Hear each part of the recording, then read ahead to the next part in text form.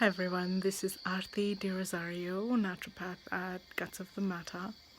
Today I thought we'd discuss mindfulness, which is something that I've been attempting to practice for the longest time without actually understanding what it means.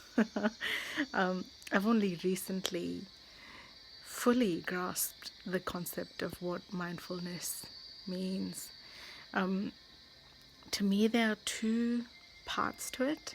There's a passive mindfulness, and then there's an active mindfulness. The passive mindfulness would be where you are within yourself, attempting to find a sense of quiet in your mind, a sense of peace. With my children, I have taught them a method that I will share with you. But to be honest, I struggle to want to find peace. There's something about stressing and being anxious that is quite addictive. That whole adrenaline rush is very addictive. However, in the long term, it's extremely detrimental. So the thing that I ask the children to do is the 5 4 3 2 1 method. I don't know what it's actually called. That's just what I'm saying or calling it at the minute. Choosing a letter of the alphabet. It can be any letter, and you change it up each time to make your brain work really hard. And then choosing 5 things that you can see, starting with the letter T in your surroundings. It's harder than you think. And once you've listed the 5 things that you can see, you then move on to the 4 things that you can hear.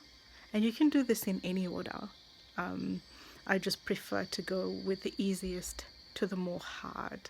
Because if you still haven't calmed down after listing 9 things that you can see and hear, you then move on to 3 things you can smell, 2 things you can touch, and then 1 thing you can taste, which is the hardest one. And by then you're definitely calmer than when you started,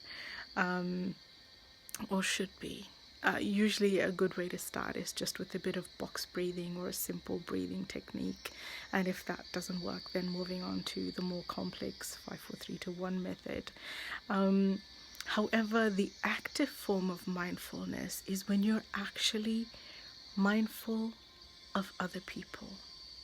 If you're actually mindful or aware of your surroundings and your environment. So instead of paying attention to your train of thought that's constantly moving through your mind, trying to come out of yourself and be aware of what is happening around you, what is happening to the people that are closest to you.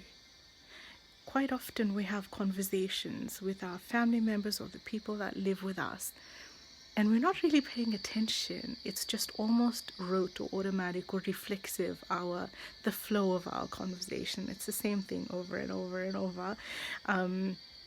However, if you actually stop and try and understand what that person is attempting to communicate to you, that is active mindfulness to me.